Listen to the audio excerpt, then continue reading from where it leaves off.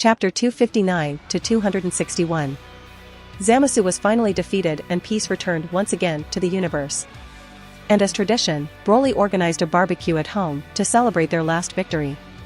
I just hope nobody ruins my barbecue this time. I swear.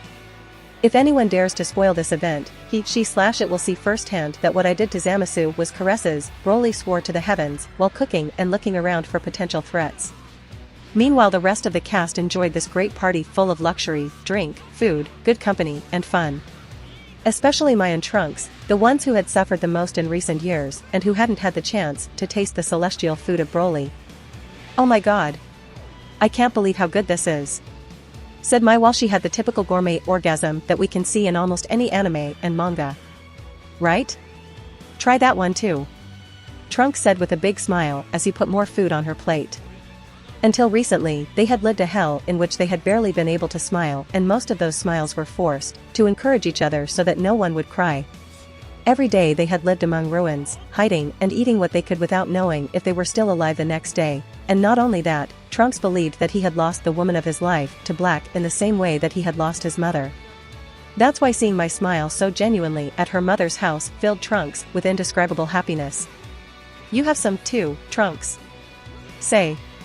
"Aya," said the blushed Mai as she fed her young boyfriend with a lot of love.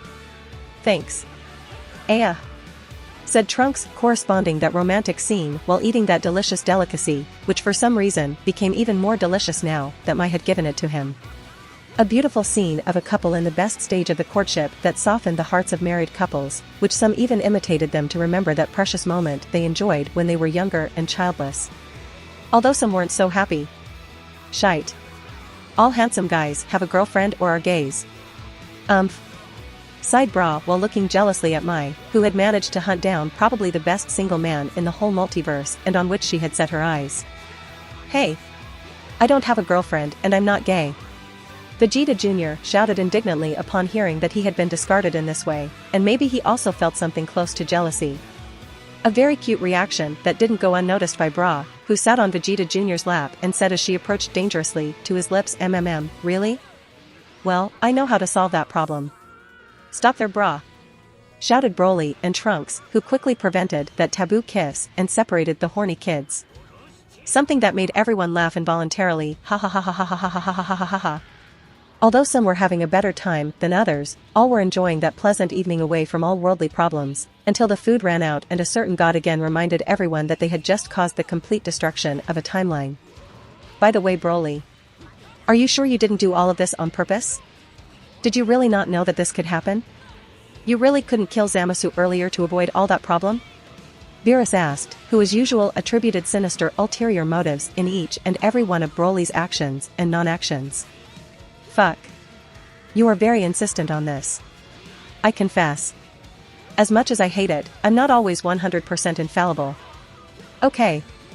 I make mistakes too. That moron was so weak that it never crossed my mind that he might cause this problem in the end. I don't have my near-perfect omniscience active on all day. Do you know how boring everything is when you know everything? It is impossible for you to enjoy anything. I just wanted to have a good time torturing that scum and see what would happen. Is that so difficult to understand?" Broly replied, trying to play the victim. A victim with whom it was very difficult to empathize, even raised indignation among the most idiotic of the group, who never know anything. "Well, not to know everything, you seem to know Zamasu better than he did. It amazed me how you tore his mind apart so ruthlessly," said Whis, who shares the same theory as his cat, but questioned in a more subtle way. "Well, it was easy to understand him, after all we are alike," answered Broly without giving much importance while materializing a bag of Pipe's flavor Tijuana. Not giving a shit about the reaction it would elicit from everyone. "Wha what?" shouted everyone terrified when they heard that Broly was comparing himself to a genocide. "Their worst nightmares will finally come true?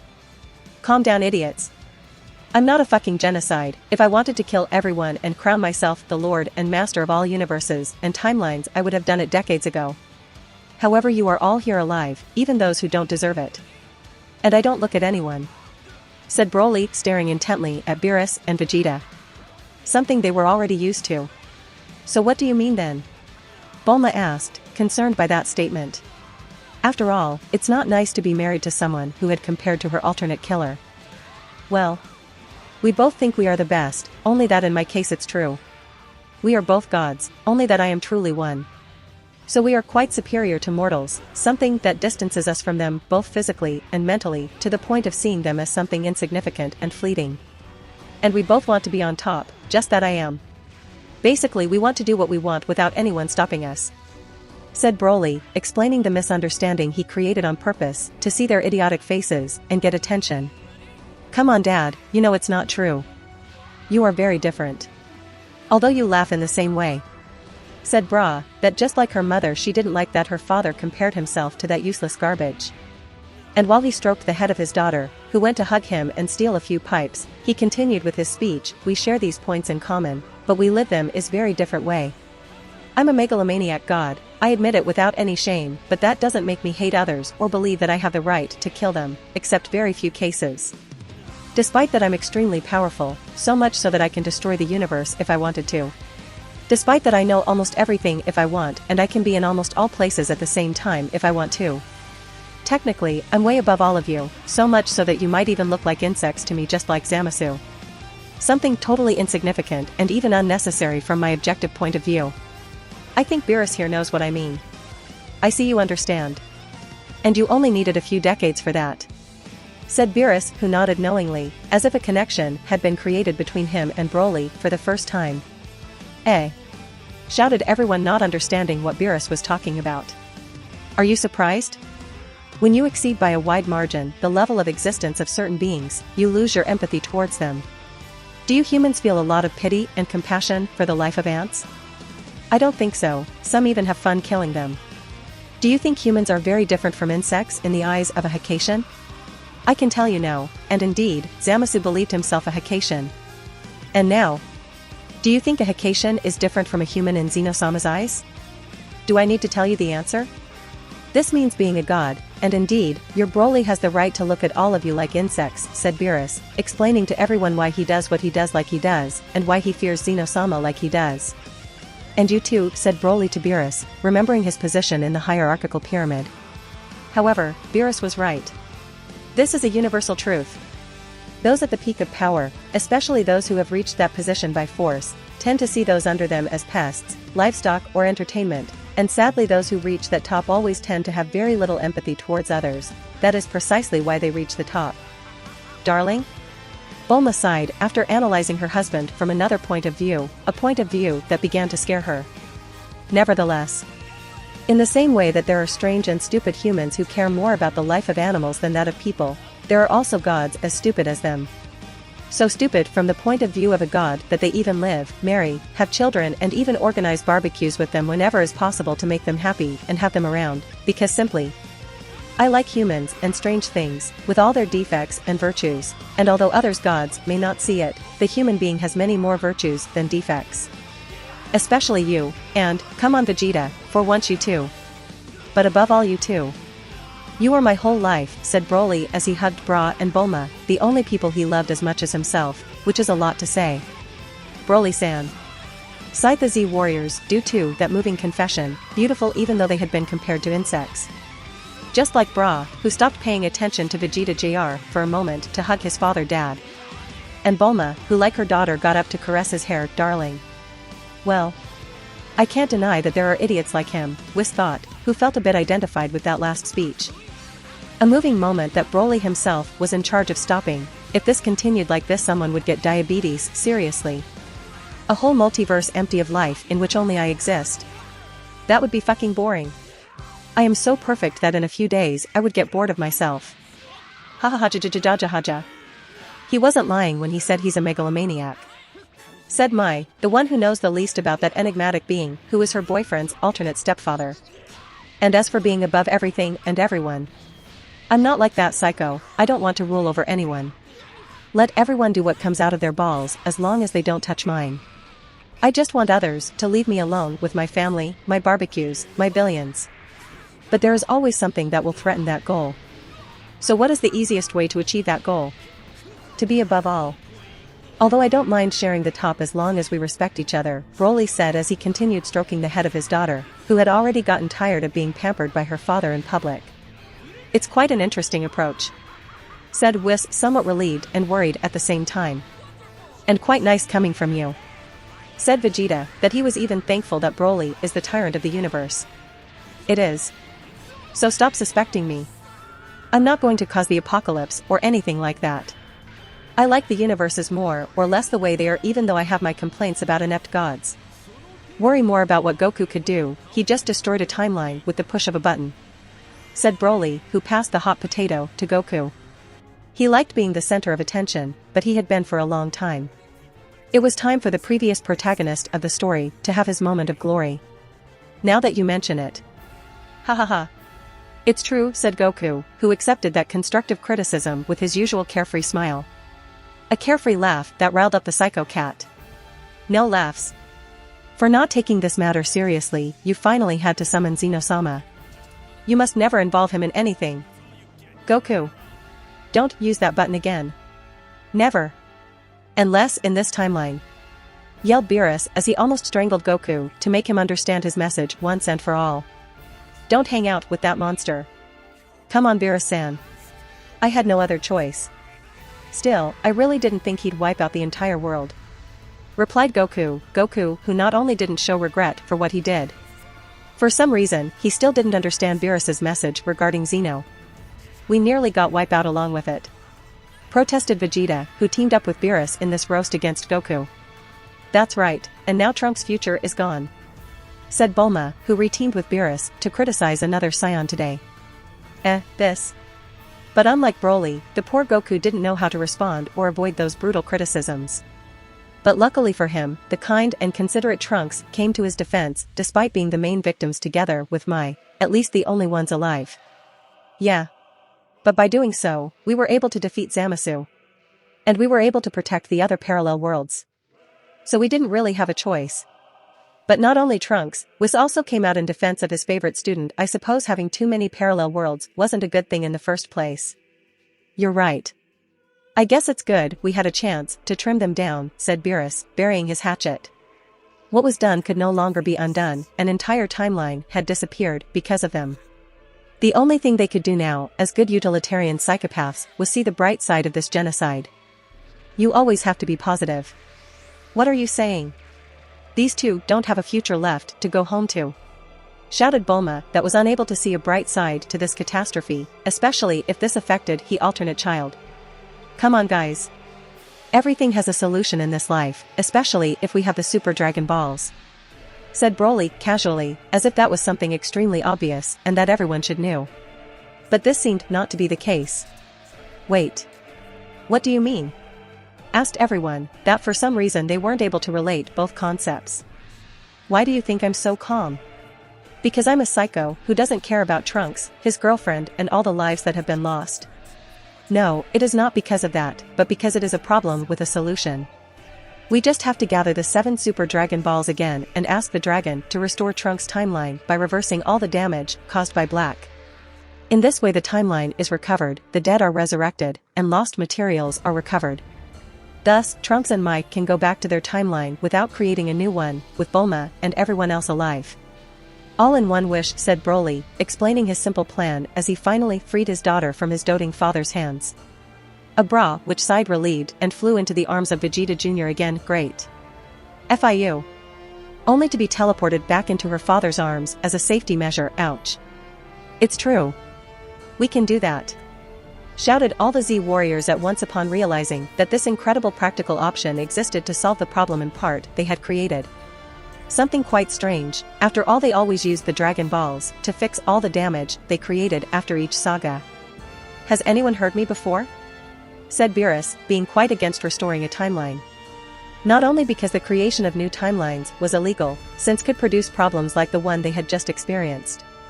Also, because this solution threw everything he had said before to the ground. Yes, I am surprised that no one would have noticed this. It's extremely obvious, said Broly, that to this day he still didn't understand why in the official version, whether it was the manga or the anime, no one used the Super Dragon Balls for this. Then can you gather the Super Dragon Balls by yourself, Broly? Asked Beerus, delegating this responsibility to Broly as soon as possible in case someone dared to ask that of him or Whis. But Broly as always had a wild card up his sleeve to annoy gods around him. I could, but we will have to talk to Compa. He has started to gather them again and he already have the three of his universe. If I take them off, that idiot, he will come to bother you and you would again believe that I have an evil plan in hand. I would need someone to mediate the matter. Compa, again? Shouted Beerus, very angry upon knowing that his brother was planning to enter his domain illegally again to take away his toys. He, yes, fight. Broly whispered as he caressed Bra's head in an evil way, happy to see that he had sown discord between the two brothers. Everything was already solved, more or less, but it was obvious that this wouldn't be fixed as quickly as everyone wanted. And until this was resolved, Trunks and Mai would have to stay on Earth, in this timeline. However, they didn't know exactly where. It was obvious that Broly wouldn't like Trunks, the son Vegeta and Bulma's, and his girlfriend to stay at his house, especially considering the variable of Bra. The same thing could be said for Vegeta. He didn't want his father to have another marital crisis with Yam because of him. He also didn't want to bother Gohan, who had just had a baby. Neither did the others, who also had their problems. That's why Trunks, who until now had survived outdoors in an apocalyptic future, wanted to propose an alternative so as not to disturb anyone or make them feel uncomfortable. I see, so this whole thing will take a while. I get it, don't worry about. Give up those stupid thoughts, Trunks. This is your home too, so while you cannot return to your world, both you and your girlfriend are well received. Son, said Broly, which unintentionally and without using any strange ability managed to mute everyone. Even Bra, who was fighting with all her might to escape from her father's lap that was frozen. Nobody expected something like that from Broly, and the least was Trunks, who answered stunned and almost about to shed a tear, thanks. Dad. Ha. I beat you, Vegeta. I'm the best daddy in the universe, Broly thought, satisfied with his popularity contest in which only he participated while his daughter bit his hand to try to escape. Someone pinch me, said Gohan, who still couldn't believe what had happened, just like everyone else. You took those words out of my mouth, said Bulma, who never imagined this outcome either. In fact, she was prepared to have a marital fight with Broly in case he refused to receive Trunks and Mai in their mansion. The point is that she had only simulated a mental argument that would never occur, as well as feeling guilty. And also, from the mouth, did you say? Said Broly as he stole an intense kiss with tongue to his wife in front of all his friends, family and acquaintances. And Bulma gladly received that surprise kiss, Broly. However, this upset a large part of the public. Like Goku, who once again didn't understand what they were doing. But above all Trunks, who didn't feel comfortable seeing his mother snogging with another person. I'm beginning to understand why this girl is the way she is, said Vegeta while looking at Bra. If that girl saw things like this every day, it wasn't surprising that she wanted to experience similar things and that she did not see them as something bad. And as if a romantic event weren't happening in front of him, Goku's egoist interrupted him. Hey, Bulma. Can I use the other time machine? Why? You don't need it anymore, do you? Said Bulma, somewhat annoyed by that interruption. I do thought. Please. Goku replied while trying to avoid Broly's murderous gaze. In the midst of infinite whiteness, a wild time machine appeared and inside Trunks and Goku looked from side to side in search of something that wasn't white. How's that? Can you see anything?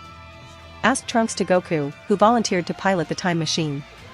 There he is, said Goku as he pointed to someone. Zeno-sama, shouted Goku, which came out of the time machine in that white dimension without even knowing if there was breathable air out there. All this to talk to Zeno-sama despite Beerus' warnings. Son, Goku. Everything's gone, answered future Zeno, that for some reason he was extremely friendly with the idiot just like his other him. How about I take you somewhere fun then? Said Goku, once again willing to risk the existence of another timeline. Really? Future Zeno replied, who had already become a close friend of the lower being that only saw for second time. And once again, near the party zone the time machine returned from its trip. Here we are, said Goku, greeting everyone. And future Zeno did the same, heya. Although both greetings didn't have the same reaction, especially for Beerus and Shin, who aged several centuries at once. Zen. Zeno-sama? That idiot, that deep moron didn't hear me. What goes in through one ear comes out through the other, without going through his brain full of sawdust. Fools! Pay your respects. Zeno-sama, we bow before you. Shouted Beerus, who along with Shin and Whis knelt before their great Gnomness. And as always, Goku, ignoring the situation he had created and its implications, asked Kaioshin. Can you take us there? In another dimension, in the palace of Zeno-sama. Goku, Whis, Shin and Daishinkan accompany the future Zeno-sama to his usual game room, where the current Zeno received them. Oh. Goku. Zeno greeted, welcoming his best friend to his house. Yo, Ali. Replied Goku. When suddenly the two Zenos were aware of the existence of their other self without knowing exactly how to process that fact. Thus recreating the Spider-Man meme again in this saga, let's see what happened in the new film. I brought someone who'll be a good friend for you, just like I promised, Goku said to clarify the situation, which managed to fulfill his absurd promise of pure fluke.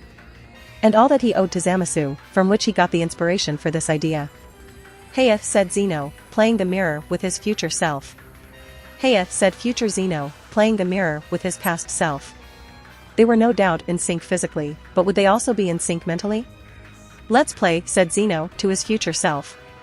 Sure, replied future Zeno without thinking to his past self. And in this way, the two Stewies, instead of killing each other until there was only one left, they started playing tag. Wah. Wah. Hee-hey. Looks like it all worked. Said Goku, satisfied, without being aware of the danger to which he had exposed all universes and even timelines if any of those Zeno-sama had remembered that what had happened was illegal. Was this your idea, Whis? Asked Daishinkan, that like the others Zeno-sama also feigned ignorance. No, this was all Goku's doing, answered Whis, who didn't want to have nothing to do with this crazy, dangerous and illegal idea. I see. The mortals of Universe 7 are very interesting, said Daishinkan while observing the two Zenos, just in case they fought for some reason and decided to kill everyone. Indeed, although some are in excess, sighed Whis, showing some concern about that matter. Is there something that worries you? Asked Daishinkan, although he understood him. Without a doubt, Goku was a living bomb capable of destroying everything. In a few years, he has almost destroyed all the universes several times and even succeeded one time in another timeline. Who wouldn't be concerned with such a character by his side? However, Goku wasn't the origin of Whis' heavy sighs. For some years a mortal has been giving me headaches.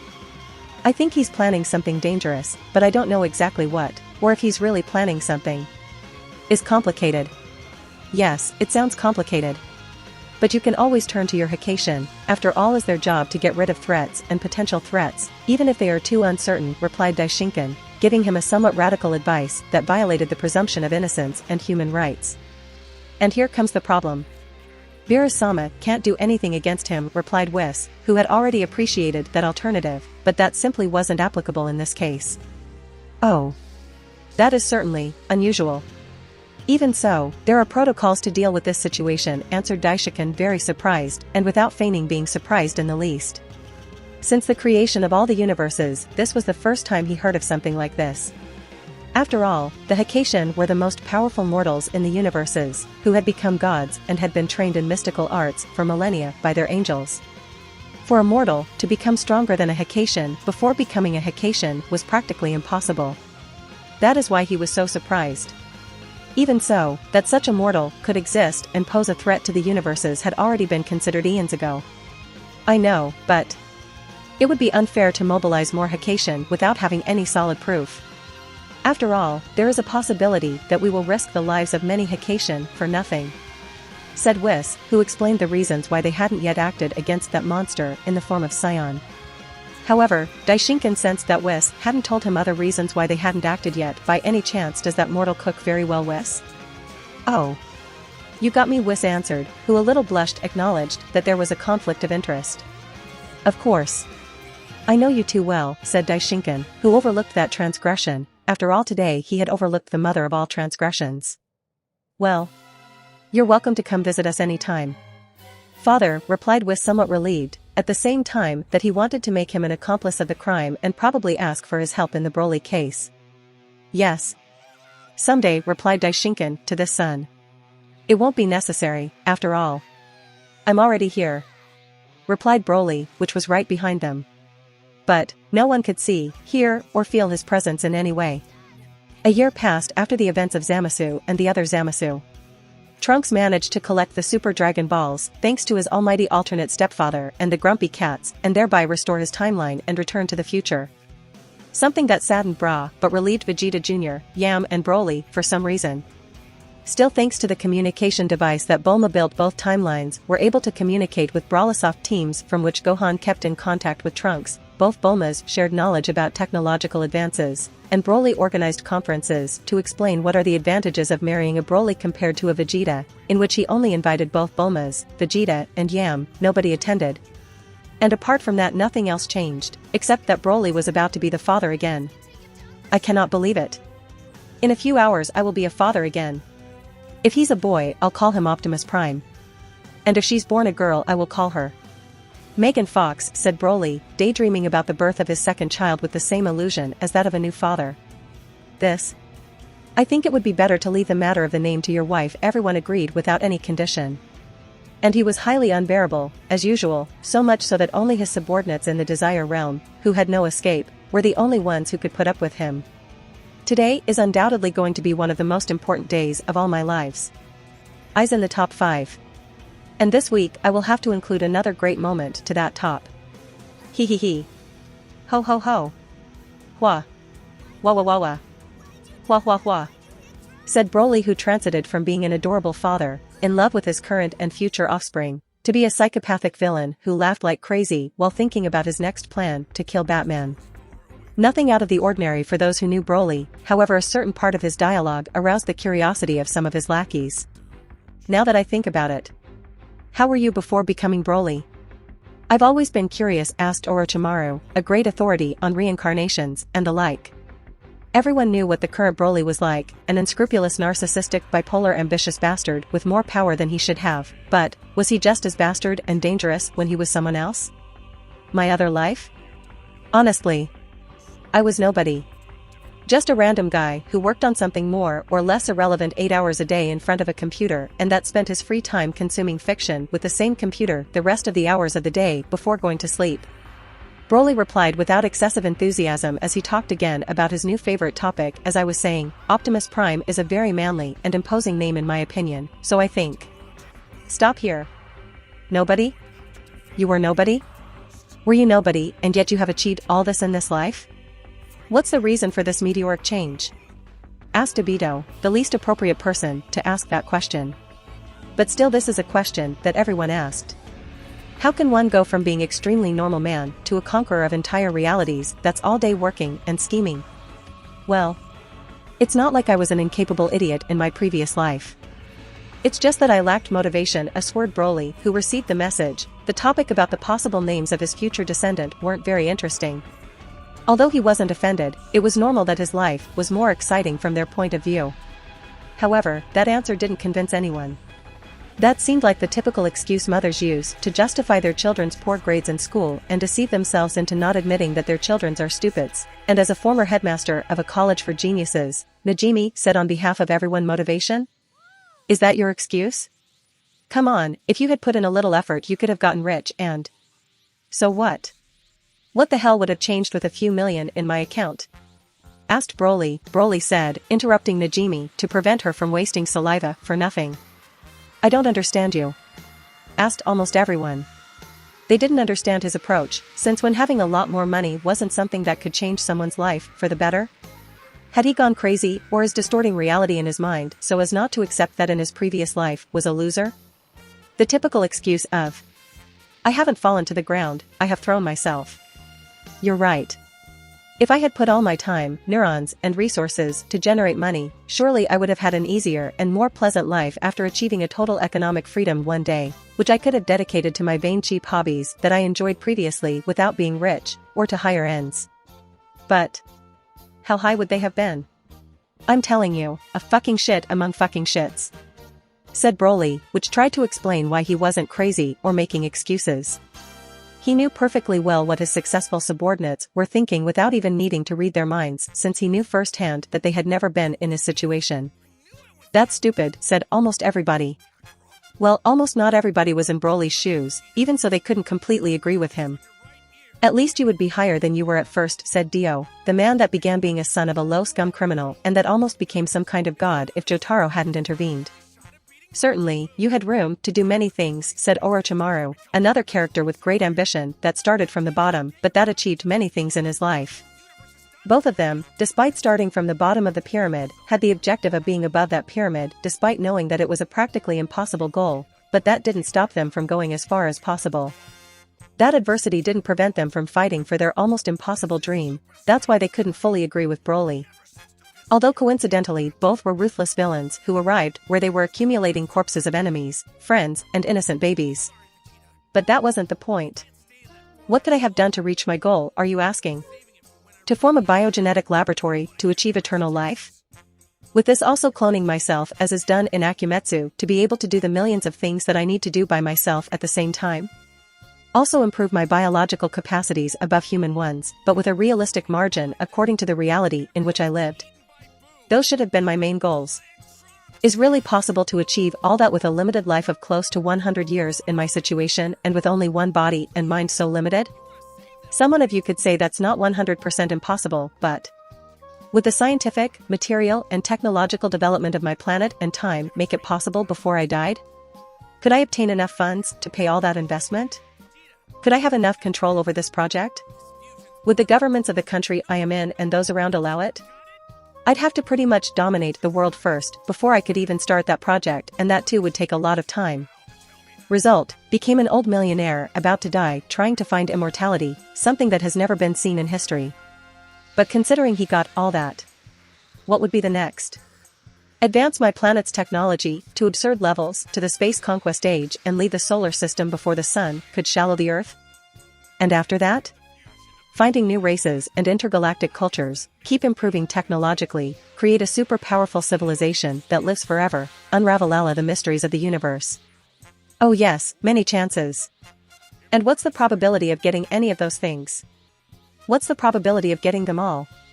Close to absolute zero. Would you bet all the money you would win in your whole life in a lottery with a probability close to absolute zero? No, I don't think so. And even if I win at the end, that's still insignificant. After archiving all that, I would just become as depressed and disappointed with everything as I was watching Netflix in my old house, Broly said while projecting a representation of his story through a movie from his third eye. Lately this had become a habit. Does all that seem insignificant to you? Really? The vast majority of those attending that meeting asked outraged. This was definitely a great story that they would like to see and an incredible accomplishment for any individual. It seems quite impressive to me. Although it's almost impossible to achieve. Said Rin, maybe the most normal person in the group and therefore the one more impressed with this mortal fictional accomplishment. However, no matter what they said, that awesome power and position in the universes remained infinitely insignificant and for Broly impressive? Tell me. What are the chances of being able to bathe in the sun with my naked body in my old reality? What are the chances of being able to destroy a galaxy with my hands in my old reality? What are the chances that I would have managed to alter reality with my mind in my old reality? I think that's zero? Answered Rin after thinking only a few thousandths of a second. No matter how optimistic she might be, it was impossible to achieve that in a non-fantastic reality. Exactly. Even if I had managed to become the most powerful being in that universe, I would still be an insignificant being. Someone governed by the same laws as other mortals. Someone insignificant compared to all creation. Someone incapable of fulfilling absolutely everything he wants and how he wants, said Broly with a melodramatic tone that disgusted all who heard him. That's your problem? If you cannot be a supreme being on the fringes and above all in the omniverse, the life is meaningless? All of nothing. Do you really expect us to feel sorry for you? However, despite feeling disgust and desperation, not everyone, upon understand Broly's radical life philosophy, some tried to reason with him, like Najimi, who one was at the peak in his universe. I think you are being exaggerated. In this life, there's a totally useless action. Exaggerated? Does it seem exaggerated to you not be even a speck of dust in the great immensity? Does it seem exaggerated to be unable to achieve what you imagine? Does it seem exaggerated to live knowing that your own imagination is limited by your bare perception of reality? Does it seem exaggerated that the reality in which you live could be a simple insignificant simulation and you an irrelevant, a random character? Because that's what happened.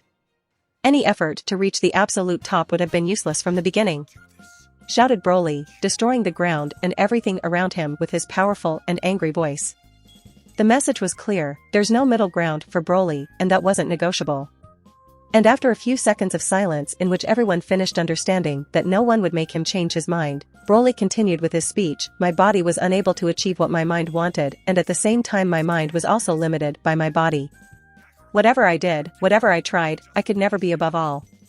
So I simply decided to follow the most nihilistic way of life possible. Being a lazy bastard, avoiding all possible suffering while building my ideal world in my head until the day I die.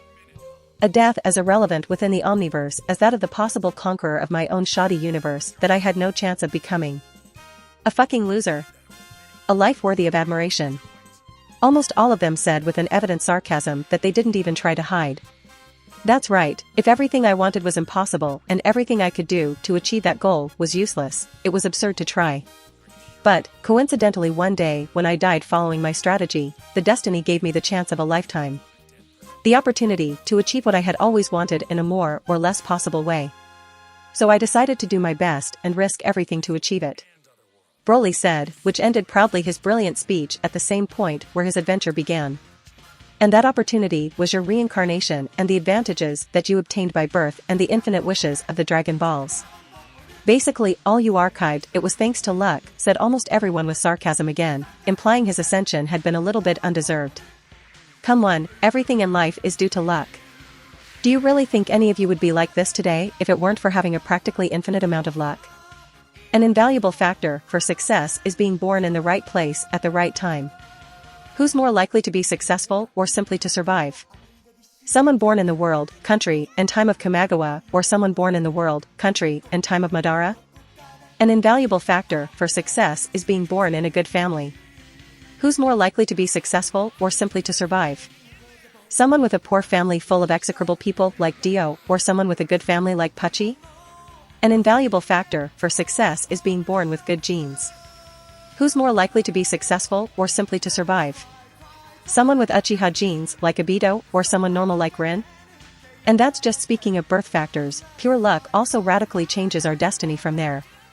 Dio would have achieved something if it hadn't been for being adopted by George Joestar due to a misunderstanding in which he didn't even participate. Pucci would have managed to practically become a god had it not been for his trip to Egypt. Honestly, do any of you really believe that you have achieved what you have achieved only with effort and intelligence? If so, I have to tell you that you are arrogant bastards with excessive stupidity. No matter how strong and intelligent an ant born in my world in the year 60 BC in Sudan is, it won't even be able to be aware of itself or do something relevant except for being somewhat better than the other ants, and maybe survive some more days than the others ants, Broly said, revealing an uncomfortable truth about all the realities. Luck is the main factor by which everything is governed. A variation of that luck at birth or during your life changes absolutely everything. Thank you for this amazing motivational speech. If we were born with this knowledge in our brain, we would probably all commit suicide, said almost everyone with sarcasm again. ND Broly, who still couldn't finish his speech before his subordinates were offended for his criticism of personal merit, he continued, "It's about luck in this life, is a fucking lottery. However, effort, intelligence and picaresque by many tickets. I am a living example of that, and you too. If I hadn't chosen my cheats correctly when I was given the first opportunity, I wouldn't be here. The same if I hadn't trained and studied as I have endeavored to manipulate everyone. Nor if I hadn't risked my life as I did by getting the Super Dragon Balls ahead of time or throwing myself to the limit of realities to reach the main reality and orchestrate my supreme plan from there with the risk of being found. How many others were reincarnated in the same way before me? How many have achieved the same thing that I have achieved? That's proof that my intelligence, effort, ambition, and guts are superior to the others, but I'll ask again.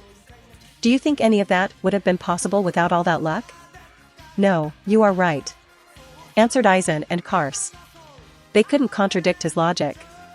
It's evident that all of them had fought hard to achieve their goals, but if Aizen hadn't been born in the Siriidii with such enormous talent, spirit power, and a good Zanpakuto, he couldn't have even thought about his original plan. If Kars hadn't been born as a pillar man, he would never have invented something like stone masks and began his crusade to conquer the sun. Certainly, everything was luck from the beginning. The people say that where there's a will there's a way, but if the way not exist in first place for you, having the will only make you lose. In the end the will and the way must be in harmony, Broly said, finishing his reflection. Okay. And if all you cared about is being the supreme being? Where this congenital stupidity that you have acquired by imminently becoming a father again come from? In the previous life, you didn't even want to be a father, asked Kamagawa, who thought found a script hole. I have almost reached my main goal. It's obvious that I can also have others. I also want to enjoy what I have learned to appreciate in this life, even if they are technically insignificant things. And unlike other parents in anime, I love my children and my wife. Answered Broly again while kissing a family photo with Bulma, Bra, and him. Well, at least you're trying to be normal in some way. It's something we have to celebrate, said Rin, representing the normal people in their reality, and maybe all the others' realities. Yes, but reserve the celebration for.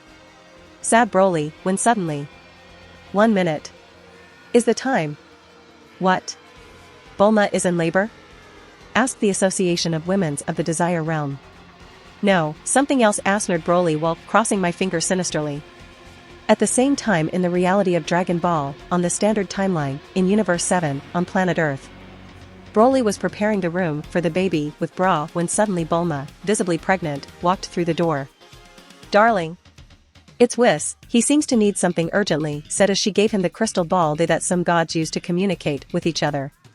What will they want? Will they have finished my triple chocolate ice cream? I hope it's not because of that, because right now I'm extremely busy, said Broly while materializing a smart massage crib.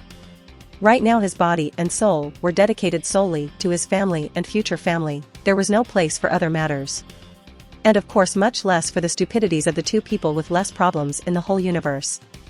No idea, but Beerus seemed worried, said Bulma, who insisted her husband take a break and respond to his message.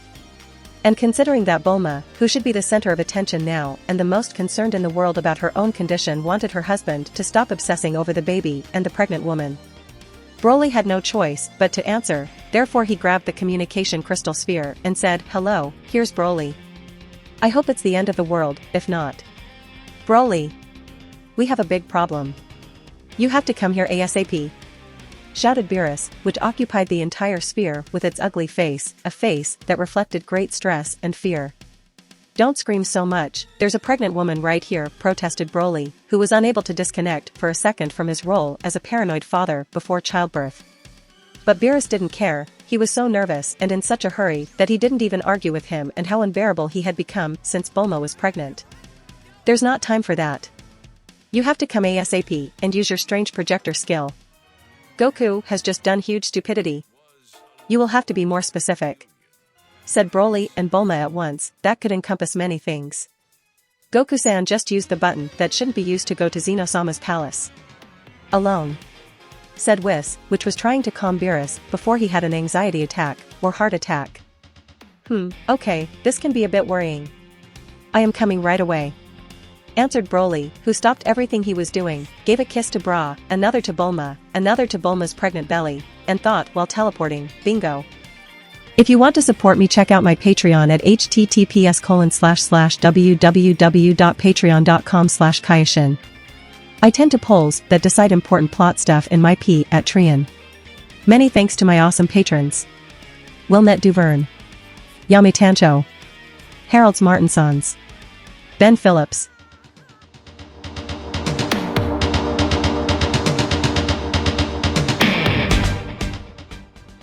If you liked the content, don't forget to like and subscribe to the channel. I'll stay here until next time.